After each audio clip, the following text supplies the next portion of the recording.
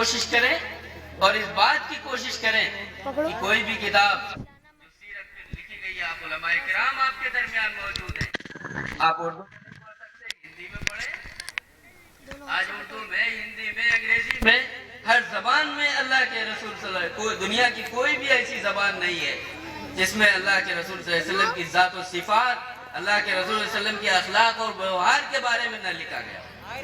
میں سمجھتا ہوں صرف اللہ کے رسول صلی اللہ علیہ وسلم کی ایک ایسی ذات ہے کہ اگر لکھنے والے ہیں، انصاف کرنے والے ہیں، تو سب سے زیادہ لوگوں نے انصاف کیا ہے اللہ کے رسول صلی اللہ علیہ وسلم کی ذات گرامی کے بارے میں. سب سے زیادہ آپ کے بارے میں لکھا گیا ہے.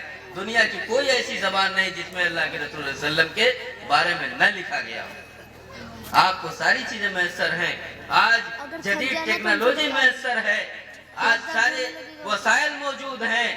ان وسائل کی موجودگی میں بھی اگر آپ نے فائدہ نہیں اٹھایا تو یقینی طور پر آپ بہت بڑے گنہگار ہوں گے، اللہ کے گنہگار ہوں گے، اور اللہ کے رسول صلی اللہ علیہ وسلم کی حق شناسی میں بڑی کوتاہی کرنے والے ہوں گے. تو اس بات کی آپ کوشش کریں کہ اللہ کے رسول صلی اللہ علیہ وسلم کی سیرت، اللہ کے رسول صلی اللہ علیہ وسلم کی دعوت، اللہ کے رسول صلی اللہ علیہ وسلم کی زندگی کا جو نمونہ ہے وہ آپ سیکھیں، سمجھ کر پڑھیں اور اس کو اپنی زندگی میں اتارنے کی کوشش کریں اور اپنے تمام برادران وطن کو بتانے کی کوشش کریں.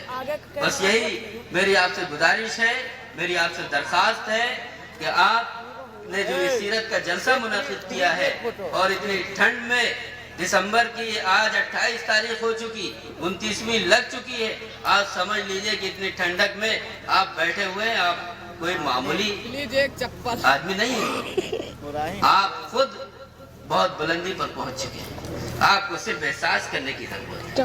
آپ صرف احساس کر لیں، آپ کا ضمیر صرف زندہ ہو جائے.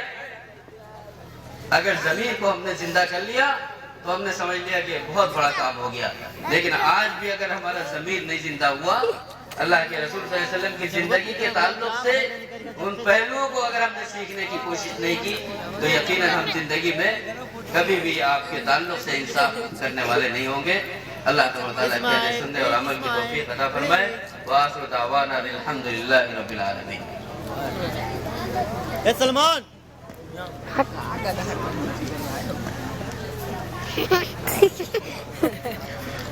ماشاءاللہ. دوستو،